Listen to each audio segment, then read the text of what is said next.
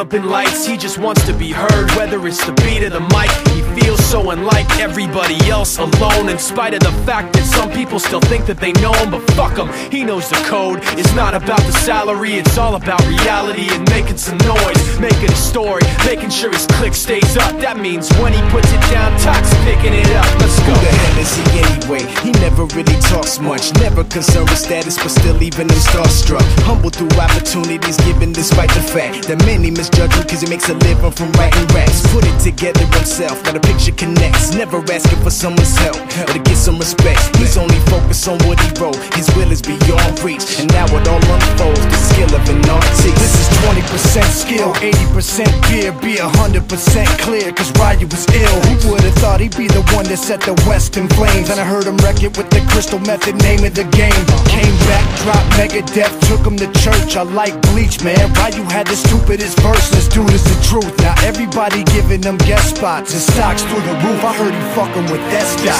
This is 10% luck, 20% skill, 15% concentrated power of will, 5% pleasure, 50% pain, and 100% reason to remember the name. They call him Ryu, he's sick and he's spitting fire. And Mike got him out the dryer, he's hot. Found him in Fort Minor with top, but a fucking nihilist porcupine. He's a prick, he's a cop. The type women wanna be within, rappers hope he gets shot. 8 years in the making, patiently waiting to blow. Now the record with your notice taking over the globe. He's got a partner in crime, his shit is equally dope. You won't believe the kind of shit that comes out of this kid's throat. He's not your everyday on the block. He knows how to work with what he's got, making his way to the top. He often gets a comment on his name. People keep asking him, was it given that birth, or does it stand for an acronym? No, he's living proof. Let him rock in the booth. He'll get you buzzing quicker than a shot of vodka with juice.